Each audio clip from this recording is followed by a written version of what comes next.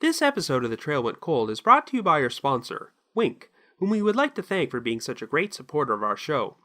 Wink is offering our audience members who are over 21 and live in the U.S. a $20 credit plus free shipping on their first order of 4 bottles of wine as a new member of Wink. So please visit trywink.com/cold. That's trywinc.com/cold. Thank you and enjoy the show. May 7th, 1988. Mountain Air, New Mexico. Steve Sandlin, a 21-year-old rookie with the local police department, is found dead inside the station. He has been shot in the head, and the police chief pushes forward the theory that Steve's death was either suicide or an accident. However, Steve's family becomes suspicious when they discover several bags of marijuana inside his house and learn that Steve had recently arrested a local resident who was involved in drug dealing. Information is uncovered to suggest that Steve may have been the victim of a conspiracy involving other police officers, and while his death is eventually reclassified as a homicide, it officially remains unsolved. After that, the trail went cold.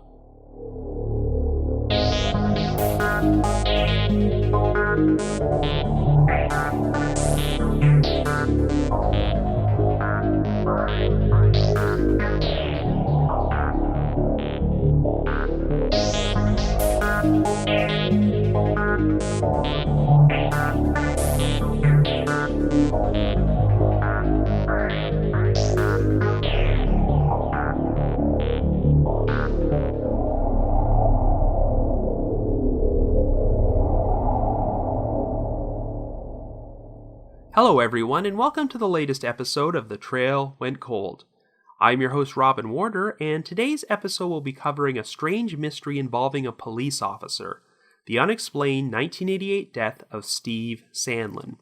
We are very close to releasing the 100th episode of our podcast, and while skimming through all the cases I've covered these past 2 years, I made a surprising realization.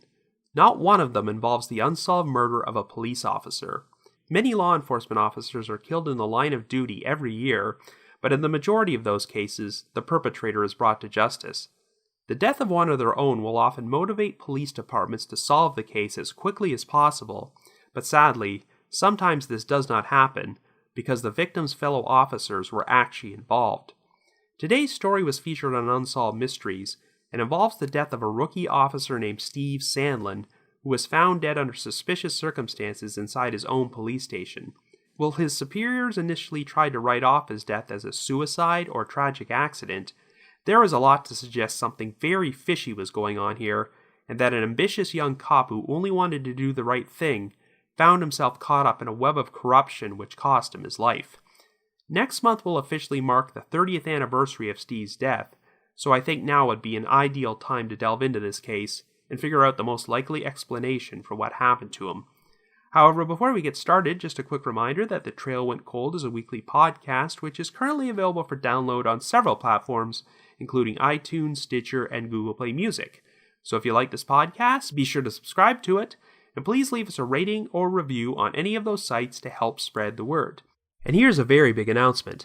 At long last, The Trail Went Cold has finally been launched on Patreon.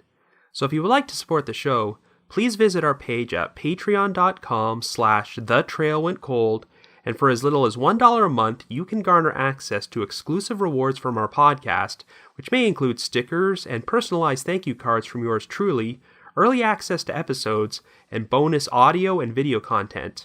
I gotta say, we've been pretty humbled by the amount of people who have signed up with us on Patreon this past week already, so thank you all so much.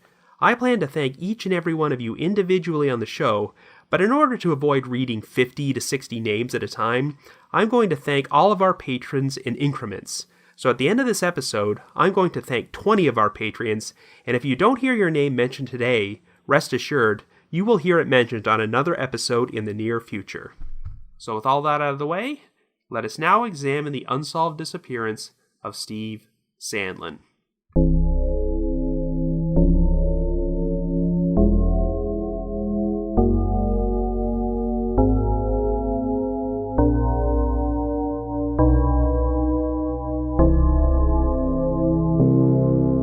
Our Our story begins in 1988 in the small town of Mountainair, New Mexico, an isolated mountain community of around 1,100 people located in Torrance County. Our central figure is 21-year-old Steve Sandlin, a rookie officer who has been working for the Mountainair Police Department for 8 weeks. Since his father, Tom Sandlin, was a 20-year veteran with the Albuquerque PD, Steve wants to follow in his footsteps, and by all accounts, a career in law enforcement is the only thing he ever wanted to do. Before he was hired to work in Mountainair, Steve lived in the town of Bosque Farms with his fiancée Michelle Sturtevant and their 18-month-old son. Since Mountainair is such a small town, only 3 other people besides Steve are employed by the local police department: the chief, David Carson, and 2 other officers, Edmundo Diaz and Frank Peeler. When Steve first arrived in town to start his new job, he briefly shared a trailer with Peeler. According to Chief Carson, Steve approached his job with an extraordinary amount of enthusiasm and worked extremely hard, even going so far as to work during his off hours and put in 16 to 18-hour days. On the evening of May 7th, Steve called his fiancée Michelle and told her he was working alone inside the Mountainair police station, filling out reports. He said he was angry because he had just gotten into an argument with Chief Carson, who had apparently yelled at him over writing too many traffic tickets. Steve told Michelle that if they wanted him to be a security guard, then he'll just sit in the station and be a security guard. At around 7 p.m., Michelle claimed she heard a female voice in the background during the call. Their conversation was interrupted as Steve muffled the phone and proceeded to speak with this woman. Michelle could not make out what they were actually saying, but thought the woman in the background was yelling and called him Steve at least once.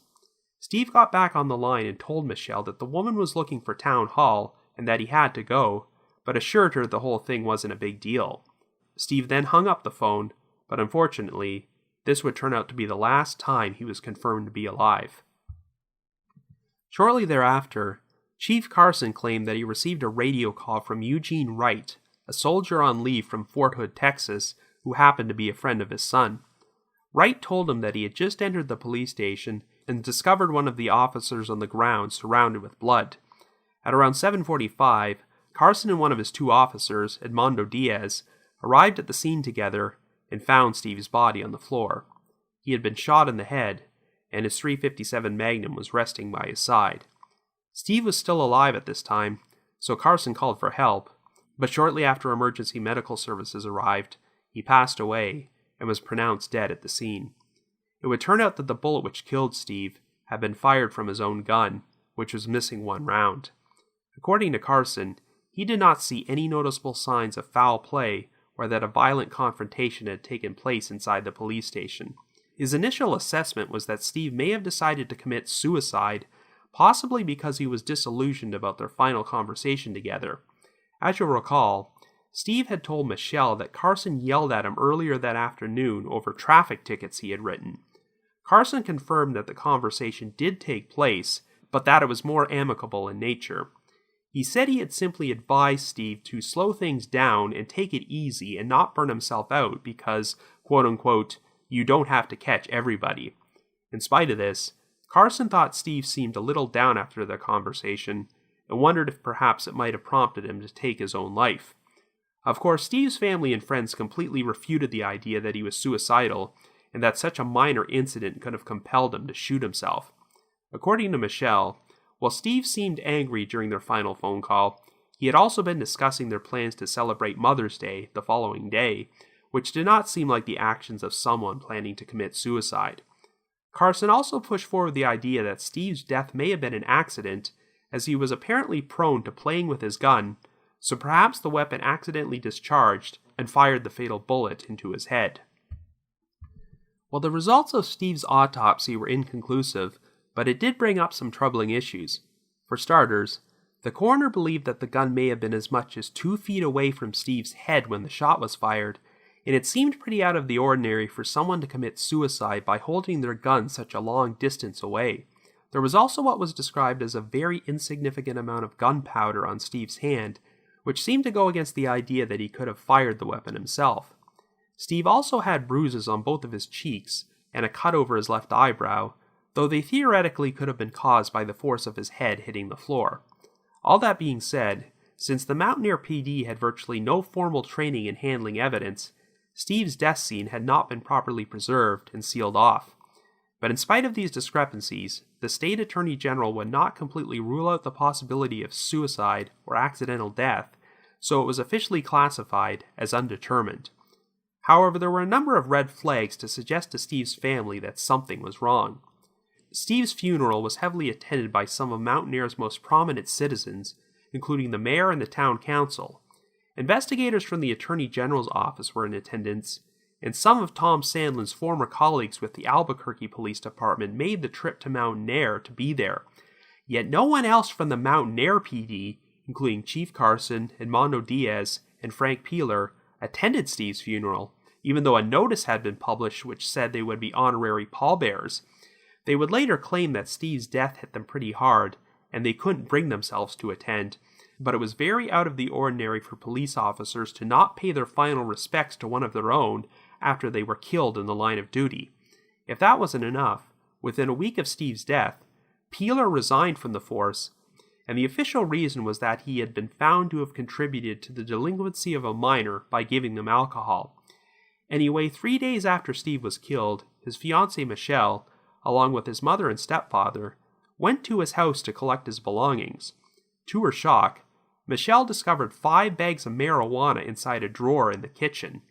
Prior to this, Steve's house had already been searched by the Mountaineer PD, the state police, and the Attorney General's office, but none of them uncovered the marijuana, even though it was not hidden at all and could be found by simply opening the drawer.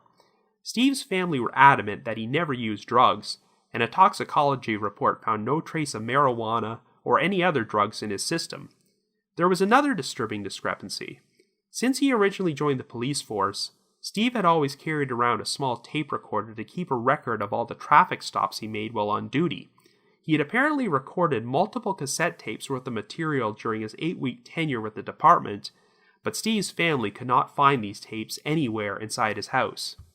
Suspicion started to mount that Steve's death may have been related to an arrest he made on the job. One of Steve's routines while he was on patrol was to wait outside local bars to check for drunk drivers. On the evening of April 11th, Steve pulled over an intoxicated motorist named Melvin King, who also happened to have marijuana on him. He arrested King for possession and was able to obtain a warrant for the Mountaineer PD to search King's house.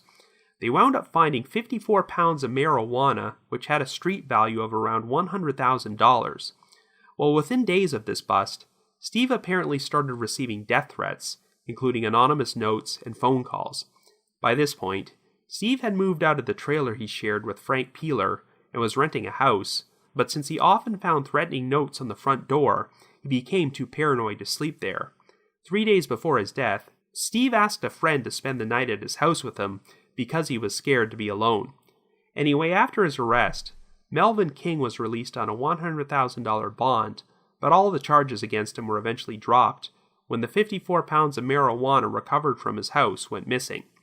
And the circumstances of how this happened are pretty unbelievable.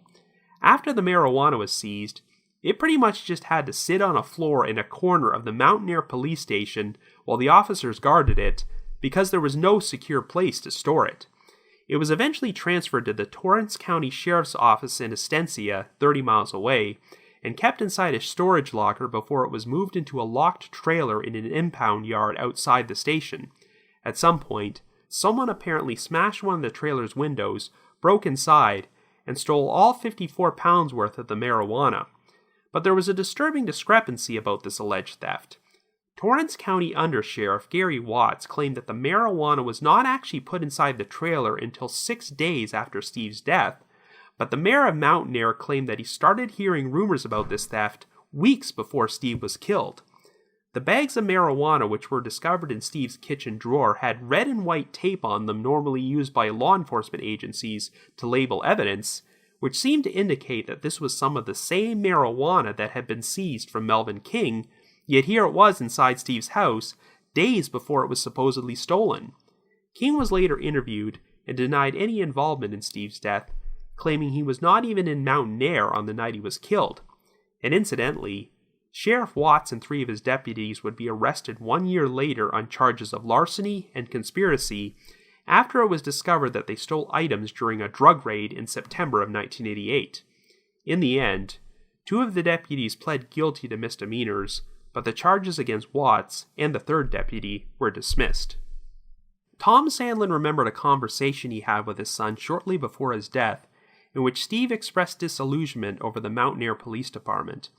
Even though Steve had been incredibly enthusiastic about his job at first, Tom noticed that his attitude gradually started to change, and he started saying that the job wasn't what he expected. Steve told his father there was something going on in the town he did not agree with and asked for advice, so Tom told him to simply tell the truth. The day before he was killed, Steve was interviewed by officials from the New Mexico Attorney General's office who were investigating citizen complaints about allegations of mishandling evidence. Steve was told he'd be interviewed again, but he wound up dead the very next evening. One of Steve's biggest advocates was Assistant Attorney General James Scarantino, who came to believe Steve had been murdered. Scarantino spoke to several witnesses who claimed they saw Chief Carson's patrol car parked outside the Mountain Air Police Department between 7:15 and 7:25 p.m. on the night of Steve's death, even though Carson claimed he did not arrive until 7:45. One witness even recalled hearing what sounded like a gunshot at 7:16 and claimed there was a white pickup truck parked outside the station at that time. There was a window of approximately 25 minutes when Carson's whereabouts could not be accounted for. He was last seen by witnesses at a high school talent show at 7:05 and supposedly picked up Edmondo Diaz at his house at 7:30. After spending a few minutes on patrol together, Carson and Diaz received the call for assistance from the police station. When asked where he was between 7:05 and 7:30, Carson simply said he could not remember. Diaz also claimed that Carson seemed very upset when he arrived to pick him up. When interviewed separately, Carson and Diaz gave differing accounts about what route they drove during the brief time period they were on patrol that night. When questioned by the FBI, Carson did agree to take a polygraph test, and in spite of the inconsistencies in his story, he wound up passing. However, there also happened to be issues with the story provided by Eugene Wright, the Fort Hood soldier who discovered Steve's body and radioed Chief Carson. Wright was questioned by an Army investigator who believed he was withholding information as he failed 2 polygraphs and gave a number of inconsistent statements. Wright allegedly said that if he told the truth about what happened, he would go to jail. In the summer of 1989, the New Mexico Attorney General's office was approached by an Albuquerque police detective who claimed that over a week before Steve was killed, he had received a tip that a quote-unquote gringo cop was going to be killed in the mountains. The tipster claimed he was passing this tip along to the Albuquerque PD because he didn't trust the authorities in Torrance County, but since he didn't provide any specifics, the detective was unable to act on this tip. After reading about Steve's death in the newspaper, the detective turned this information over to the state police, but they dismissed it because they initially believed that Steve's death was a suicide. Around the same time period, investigators from the Attorney General's office spoke to a witness who claimed that a law enforcement officer from another agency had confessed to killing Steve and said that it wouldn't have happened if he had just, quote-unquote, kept his nose out of things. Well, James Scarantino thought this witness's story might be a potentially major break in the case, but within days of receiving it, he wound up being fired by the Attorney General's office, and 2 of his investigators were reassigned. Scarantino claimed that this was because he had refused to back off after constant pressure from his superiors to ease up on the investigation into Steve's death. Earlier that same year, Scarantino's predecessor had resigned from the position of Assistant Attorney General due to his frustrations over how the investigation was being handled. It was not until 1995 when Steve's death was finally officially reclassified as a homicide and his name was added to a memorial outside the Law Enforcement Academy in Santa Fe for New Mexico police officers who were killed in the line of duty. But the investigation into his death continued to remain at a standstill. In December of 2004, Melvin King died after an apparent accidental overdose of Tylenol. The autopsy report also showed that King had been on a methamphetamine high and ingested antifreeze.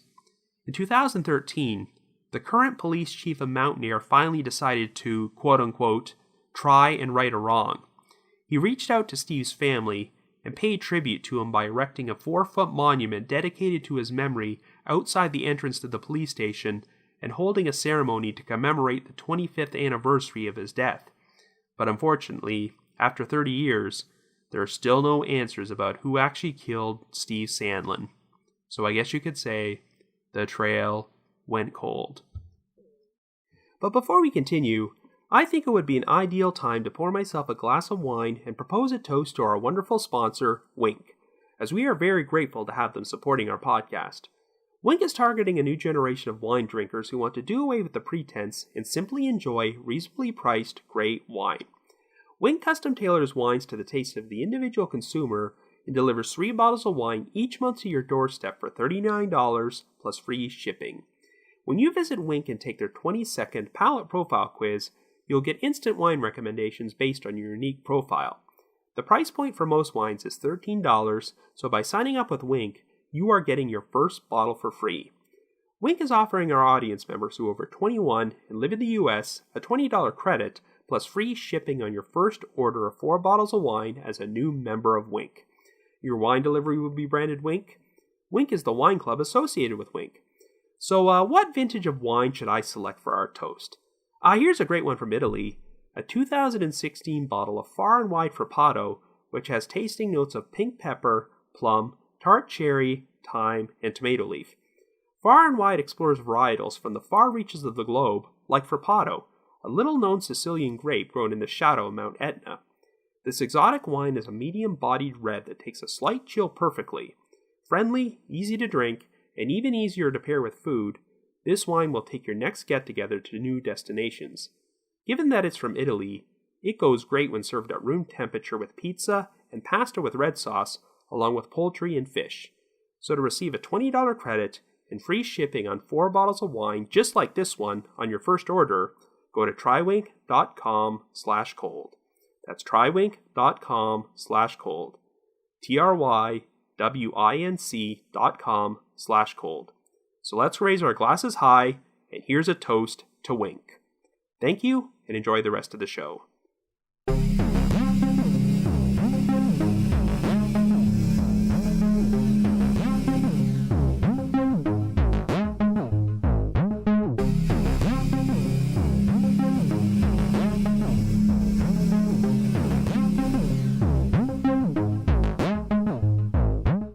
Well, this story is definitely sketchy as hell. I really can't think of too many unsolved cases where a police officer was actually killed inside their police station.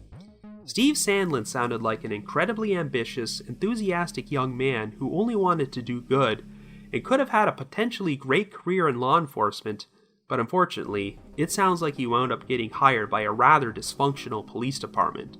Now, you do have to cut the Mountain Air PD a little bit of slack, because Mountain Air is a pretty isolated small town, and these type of police departments obviously do not get the same amount of manpower, resources, and training that a police force in a larger city would receive. After all, they only had a total of 4 officers when Steve joined up. But when a force this small suddenly winds up dealing with a crime that's much bigger than what they're used to dealing with, you can see how things might go wrong. In other words, if they seize 54 pounds of marijuana in a drug bust, and have to leave it lying around on the floor inside the police station because they don't have the secure facilities to properly store it, then they're probably in over their heads. Now, it's up for debate whether the Mountain Air PD was actually complicit in Steve's death or just botched the investigation, but either way, it's still a pretty infuriating situation because Steve deserved much better. He just sounded like the type of guy you would want to have as a police officer in your community, because he was finally getting to do the one thing he'd always wanted to do since he was a child, and was treating it with the seriousness it deserved. But it sounds like working for the Mountain Air PD did a lot to destroy Steve's passion for his job in a fairly short amount of time. But before I start analyzing this case, I should talk about Chief David Carson, who seems like a pretty sketchy character. For starters, his real name was actually David Joseph Shanklin, but he apparently decided to change it after his father got married to his ex-wife, which sounds like a pretty awkward situation to say the least. This decision may have also been motivated by the fact that Carson had a pretty extensive criminal record for misdemeanors under his former name. Believe it or not, while Carson was police chief, David Joseph Shanklin still had an active warrant on him in Hamilton County, Ohio, for a contempt of court charge which stemmed from a 1975 arrest for passing bad checks. Since the warrant was only applicable in Ohio, Shanklin/Carson did not have to worry about it, so he was able to become certified as a law enforcement officer in New Mexico and became police chief of Mountain Air in September of 1987. But here's the craziest anecdote about Carson. He actually has a connection to an entirely different case which was featured on Unsolved Mysteries and took place in another state. On February 11th, 1991, a young married couple named Eric and Pam Ellender were murdered inside their home in Sulphur, Louisiana. They had both received fatal shotgun blasts to the head while they were in their bed, and their infant daughter was in the house at the time, though thankfully she was left unharmed. The following day, 18-year-old Chris Prudhomme and 3 accomplices were arrested for driving Eric's stolen car. After a sawed-off shotgun was found in Prudhomme's apartment, he quickly confessed to killing the Ellenders and was indicted on 2 counts of first-degree murder. Over 2 weeks later, his body would be found hanging from torn bedsheets inside the shower room of the Calashoo Correctional Center. The suicide attempt placed him in a coma, and he died 9 days later. A suicide note was found in Prudhomme's cell, in which he took sole responsibility for the murders and claimed he enjoyed them. While the Calashoo Parish Sheriff's Department believed Prudhomme was the lone perpetrator and officially closed the case, but the reason it got featured on Unsolved Mysteries was because Pam's father believed other people were involved in the murders and that they were part of a satanic cult called the Skaters, an acronym for Satan's Kids Against the Establishment. Yeah, what can I say? It was the early 90s and people loved their satanic cults. Anyway, Prudhomme's 3 accomplices who were busted in the stolen car with him did get charged with being accessories after the fact, and that's pretty much where it ended. But here's how this connects to the Steve Sandlin case. David Carson lost his job as Mountain Air police chief in March of 1990, and there are a lot of conflicting stories about whether he resigned or was fired. Afterward, Carson moved to Louisiana and became an intake officer at the Calashoo Parish Jail. According to another employee, the shower room in which Prudhomme was found hanging could only be accessed by deputies who possessed special rover's keys. One of these deputies was Carson, and he reportedly let Prudhomme into the shower room before he hung himself. Another inmate would also claim that Carson had forced him to sign a false witness statement classifying Prudhomme's death as a suicide. Rumors circulated that Carson had Prudhomme killed in order to prevent him from implicating other people, including the Calashoo Parish Sheriff's son, in the Ellender murders. Now, I personally do not believe there's a major conspiracy in this particular case. I think it's likely that everyone who was involved in the murders of Eric and Pam Ellender were caught and punished, and that the case is essentially solved, and I certainly don't buy that there was a satanic cult at work called the Skaters. But even though Carson's name was never mentioned in the Unsolved Mysteries segment about the Ellender murders, it's pretty crazy that he would be involved in 2 separate cases from the show, which otherwise had nothing to do with each other. So now let's get back to the Steve Sandlin case. I'll state right from the outset that I do not believe Steve's death was a suicide or an accident. Yes, in so many of these cases where a victim is suspected of committing suicide, their loved ones will always say it couldn't have happened that way because they were not the sort of person who would commit suicide. But that doesn't necessarily mean that a person who looked fine on the outside might not have had some inner demons which compelled them to take their own life. These type of things do happen, but I really don't think it's likely in this particular case. I have my doubts that a young man with a fiancée and an infant son, who was making plans for Mother's Day right before he was killed, would suddenly decide to end his life over a disagreement with his boss. It's true that Steve was becoming a bit disillusioned with his job, but he still had a whole lot going for him, so a suicide is a very implausible scenario here. The autopsy also concluded that the gun might have been as much as 2 feet away from Steve's head when it was fired, and I have my doubts that someone planning to kill themselves would do that, since that creates a greater possibility that the suicide attempt won't be successful. So then there's Chief Carson's theory that Steve's death was an accident because he was playing with his gun and it accidentally went off. Well, I guess this theory might make sense if Steve was 9 years old. Otherwise, I think that's pretty insulting. In fact, I have a feeling that any police officer who has had weapons training would find that idea insulting.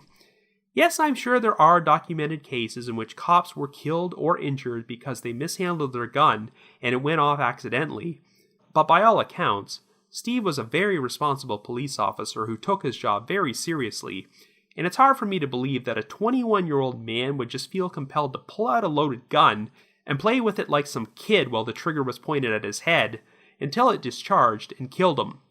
It's interesting how Chief Carson kind of contradicted himself in interviews where he expressed his reasons why he didn't believe Steve was murdered. He stated that Steve was just too good of an officer for someone to get the drop on him, grab his gun, and shoot him with it. But wait, if you think he was such a good police officer, why would you also believe that he would be irresponsible enough to play with a loaded gun? As far as I'm concerned, the fact that there were insignificant amounts of gunpowder residue on Steve's hands seems to cancel out the possibility that he could have fired the gun himself, intentionally or otherwise. Since his death was eventually reclassified as a homicide, I'd say it's pretty clear cut that he was a victim of foul play, but the big unanswered questions are, how did it happen, and who was involved? Well, I'd say there's a good chance that Steve's death was somehow connected to the arrest of Melvin King and the big drug bust which netted around $100,000 worth of marijuana from his home. Since King was released on bond, he was definitely a free man at the time Steve was killed. He told investigators he was not in Mountain Air on that particular night, but I have no idea if his alibi was ever verified. Now, one aspect of this story which was downplayed on the Unsolved Mysteries segment was the woman who was heard in the background during Steve's final conversation with Michelle Sturtevant. They never really addressed who this woman could have been. Michelle said she thought it sounded like she heard yelling, but Steve apparently told her that the woman was looking for Town Hall. The building which housed the police station was 2 floors, with Town Hall making up the first floor and the station making up the second. At first I wondered if this woman might have no relation to the case and was just a bystander who came in asking for directions but left before Steve was killed. However, there's one major problem. This woman never came forward and she has never been identified. Mountain Air is a small town, and Steve's death was a pretty big deal there, so if this woman was a local resident, it's hard to believe she wouldn't have heard about what happened. If she had no involvement, why not clarify that with the authorities? Well, I have a theory about who this woman probably was. Melvin King had a girlfriend named Susan Sprague, who also ran into trouble with the law. 3 days after the drug bust at King's house, Sprague's house was also searched, and she was arrested after a small quantity of marijuana, along with some drug paraphernalia, was found there. It was suspected that the couple was in the business of distributing marijuana together, but of course once all those drugs went missing from the Torrance County Sheriff's Office, the charges against both King and Sprague were dropped. We know King died in 2004, but I have no idea what happened to Sprague. If King was involved in Steve's death, then it would not surprise me if he sent Sprague into the police station to keep Steve distracted until someone else got the drop on him and used his own gun to shoot him. Obviously, Steve would have recognized King if he walked into the station, but since Sprague was arrested by the state police, not the Mountain Air PD, I'm not sure if Steve would have known her. Of course, if King was the trigger man, he can never be prosecuted for the murder, but it seems unlikely that he would have acted alone, and someone in law enforcement had to be complicit in what happened. Whatever the involvement of the Mountain Air Police Department, there's good reason to be suspicious of Chief Carson. We know that Steve and Chief Carson had a conversation earlier that day about Steve writing too many traffic tickets, though it sounds like they both had differing opinions about how heated this conversation was. But since Steve had recently expressed concern to his father that there was something going on in the town which he did not like, I have to think there was more to this disagreement than just traffic tickets. The biggest issue with Carson is that he doesn't really have a credible alibi for the 25-minute window between 7:05 and 7:30, which is the approximate time period when Steve was killed. When questioned about his whereabouts, Carson reportedly said he had quote-unquote blacked out, which is not a very satisfactory answer. There were also multiple witnesses who were certain they saw Carson's patrol car parked outside the police station between 7:15 and 7:25. If it was just 1 or 2 eyewitnesses, I could chalk them up to being mistaken, but there were apparently several witnesses who remembered seeing the vehicle there, and when you couple in Edmundo Diaz's account of Carson appearing to be very upset when he picked him up at his house at 7:30, there are some disturbing implications here. And then there are the strange circumstances of how Steve's body was discovered in the first place, as Eugene Wright claimed that he walked into the station, saw Steve's body, and radioed Carson. Yet when Wright was questioned by Army investigators, they seemed to think that he was withholding information and knew more than he was telling. There just seemed to be an awful lot of discrepancies during the 45-minute window from when Steve finished his phone conversation with his fiancée to when Chief Carson radioed for medical assistance. It's also incredibly strange that no one from the Mountain Air Police Department bothered to show up for Steve's funeral. I know Carson claimed the experience would have been quote-unquote too emotional for himself and his men, but my God, I think the vast majority of police officers will tell you that if one of your own is killed in the line of duty, then you show up at their funeral, regardless of what your personal feelings about the victim may be. If Steve's father could convince several members of the Albuquerque Police Department to make the nearly 80-mile trip to Mountain Air to pay their respects, then it's ridiculous that Steve's fellow officers couldn't do the same thing. I mean, even Frank Peeler, who was roommates with Steve for a brief period of time, he didn't even bother to attend, and then 1 week later, he resigns from the police force. There are nothing but red flags here. All that being said, I'm not sure that anyone from the Mountain Air PD actually pulled the trigger and shot Steve. Remember, 1 year later, we had a statement from a witness who claimed that a law enforcement officer from another agency had confessed to murdering Steve, though it sounds like this part of the investigation was never followed up on because James Scarantino got fired from the Attorney General's office. But if this story is true, it would not surprise me if the law enforcement officer who made this alleged confession belonged to the Torrance County Sheriff's Office. That place sounded like an even bigger train wreck than the Mountain Air PD. They somehow managed to lose 54 pounds of marijuana evidence, and Sheriff Gary Watts and 3 of his deputies would later be indicted on charges of larceny and conspiracy, so you can pretty much connect the dots here. Stealing 54 pounds of drugs from a trailer outside a police station is pretty brazen, so it would not surprise me if this so-called theft never actually happened. I could chalk it up to police incompetence, were it not for the discrepancies about when this theft occurred. Sheriff Watts claimed the marijuana was stolen 1 week after Steve was killed, but 5 bags of marijuana were found in Steve's kitchen drawer only 3 days after his death.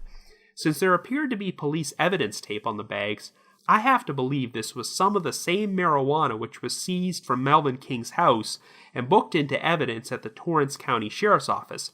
Otherwise, where else could it have come from? When you couple in the fact that Steve's tape recordings of his traffic stops also went missing from his house without explanation, then you can't come to any other conclusion than there was a cover-up here. The discovery of the marijuana in Steve's house is pretty bizarre, and I'm not quite sure what purpose it was supposed to serve. It was possibly an attempt to discredit Steve in order to make it look like he was stealing drugs. But if that was the case, how come it wasn't discovered during the initial searches by police and was only found by his fiancée and mother days later? The house was searched by numerous agencies, including the New Mexico Attorney General's office, and I have a hard time believing they all could have missed it, especially since it was hiding in plain view. No, the marijuana had to have been planted there. Perhaps they wanted to make Steve look like an unstable drug addict who was stealing evidence to feed his habit, but there were no traces of drugs found in his system. Or this was done to give off the impression that Steve had been murdered by drug dealers because he had been stealing marijuana from them. But that doesn't make much sense either, since Chief Carson had strongly been pushing forward the theory that there was no foul play and that Steve's death was suicide or an accident. Surprisingly, during his interview on Unsolved Mysteries, Carson actually did push forward the theory that someone had planted the marijuana in Steve's house, so I think it might have actually been done without his knowledge. Given that the drugs were supposedly in the possession of the Torrance County Sheriff's Office at this time, they were probably the ones who set this in motion. It also cannot be a coincidence that Steve was killed the very day after he spoke to investigators from the New Mexico Attorney General's office. They've never publicly released what they spoke about, but Steve had previously expressed concern to his father that there were things going on in Mountain Air which he did not approve of. It's unclear just how much Steve knew or what he revealed to investigators, but even if he didn't know or reveal that much, someone might have become paranoid that Steve was a liability and could expose something very incriminating. When Chief Carson spoke with Steve on the afternoon of May 7th and advised him to slow things down and take it easy, This may have been a last-ditch attempt to rein him in, but once it became apparent that Steve wasn't going to play ball, the final decision might have been made to get rid of him that night. It's tough to know who exactly would have been involved in this conspiracy, but my guess is that it all started with Melvin King. King seemed to have a major marijuana distribution operation going on in the area at that time, and it's my guess that some members of local law enforcement were involved, or at the very least, were being paid off by King to look the other way. However, when Steve pulled King over for drunk driving, busted him for possession, and obtained a warrant to search King's house in order to uncover over 50 pounds of marijuana, he stirred up a major hornet's nest. This would definitely explain why the tape recordings of his traffic stops mysteriously disappeared. Now, I'm willing to believe that, at the outset at least, Chief Carson and the Mountaineer PD were not involved with or had any knowledge of King's drug operation. They actually worked with Steve to obtain the search warrant for King's house and confiscated all his drugs, and I have a feeling that they would not have gone along with this if they were on King's payroll. But I do think that other law enforcement agencies, most likely the Torrance County Sheriff's Office, were involved with King's operation, which is why all the marijuana evidence went missing and the charges against King wound up being dropped. Since King was released on bond shortly after he was arrested, I'm sure he believed this young, ambitious, straight-arrow cop who busted him could pose a potential problem, so I'm sure he ultimately made the call to have Steve eliminated.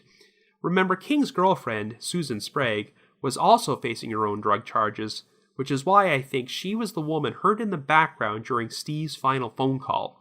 She was probably sent in as bait to keep Steve distracted until someone got the drop on him and had him killed.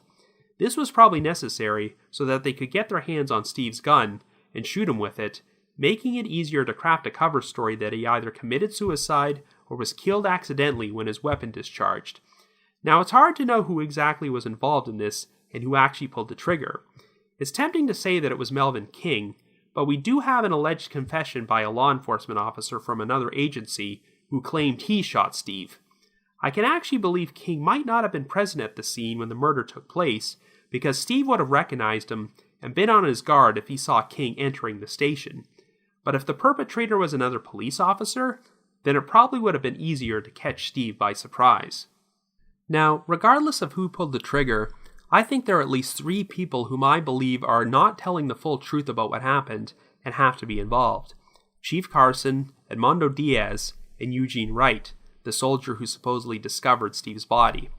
I can't see if any of these people were actually present and actively participated in Steve's murder, but at the very least, they helped cover something up and lied to the authorities. It would all depend on the timeline. The only reported gunshot that night came from a witness who thought they heard one at 7:16, and there are witnesses who recalled seeing Carson's patrol car parked outside the station between 7:15 and 7:25. If these accounts are accurate, then at the very least, Carson was present when Steve was shot, and whoever was involved probably spent the next 20 to 30 minutes fabricating a cover story before they called for medical assistance. It's possible that Diaz and Wright were not present for the murder, but Carson enlisted their help to back up his cover story, especially since Wright was a friend of Carson's son. But as far as the actual trigger man who shot Steve, it may have been someone we don't even know about. If the confession is accurate, and it really was a law enforcement officer from another agency, then perhaps it was someone from the Torrance County Sheriff's Office who was involved in Melvin King's drug operation.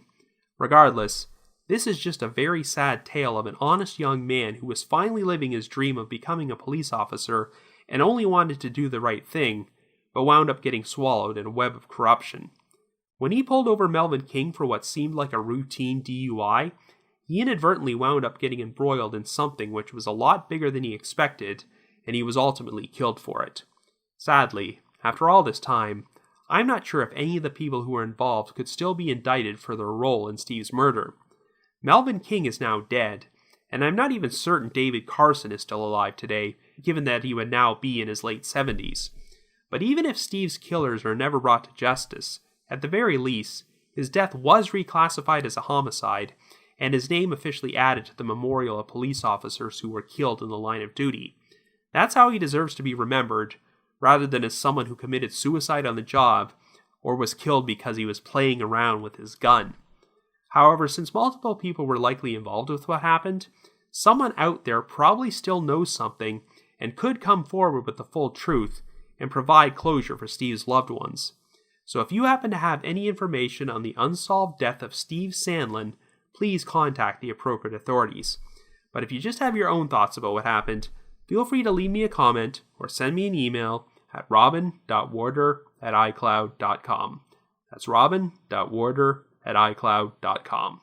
Just wanted to give another shout out to my supporters at the Unsolved Mysteries message board at the Sitcoms Online forum and the Unresolved Mysteries subreddit. So before we close things off, I want to take a few moments to thank some of our listeners who have signed up with us on Patreon this week. Like I mentioned in the intro, we've gained so many patrons so quickly that I have a lot of names to get through, so what I'm going to do is thank 20 of our patrons at a time per episode. So if you signed up and don't hear your name today, rest assured you'll hear it on another episode in the near future. So here are 20 of our first patrons. For starters, a big shout out to 3 of my fellow true crime podcasters who joined up: Canadian True Crime, The Minds of Madness, and Yours in Murder. And also a special thanks to Caitlin O., Aaron K., Andrew S., Eunice C., Kelly S., Rona A., Lucy S., Michael G., Nina J., Rhonda B., Key S., Aaron M., Dylan S., Amanda C.G., Fred W., Mary Virginia A., and Sumiko. Thank you all so much for supporting the podcast. I need to provide my thanks to McGill Foote, who edits and assembles this podcast together for me, and Vince Nitro, who composes the eerie music you hear on every episode. If you haven't already, you can like us on Facebook, follow us on Twitter, or leave us a rating or review on iTunes, Stitcher, or Google Play Music. We also have a Facebook discussion group, so if you feel like discussing the podcast or the cases we feature with myself and your fellow listeners, feel free to join at any time. And just one more reminder that in less than a month, I will be representing The Trail Went Cold by appearing on Podcast Row at CrimeCon, which is being held at the Gaylord Opulent Hotel in Nashville from May 4th to the 6th. I'm so excited to finally meet some of you folks again, so if you're planning to attend CrimeCon and still need to purchase tickets to the event, you can receive a 10% discount by using our podcast promo code. Just visit crimecon.com and get 10% off by entering the promo code TTWC. That's TTWC. Like I mentioned in the opening, The Trail Went Cold is now on Patreon, so be sure to visit our Patreon page to learn how you can support the podcast. Anyway, I'm proud to announce that next week will officially mark The Trail Went Cold's 100th episode, which is hard for me to believe, and I've got a very special episode which involves the participation of many of our listeners. So I'm extremely excited about this, and I want you folks to have yourself a good week, and join me next Wednesday for the official 100th episode of The Trail Went Cold.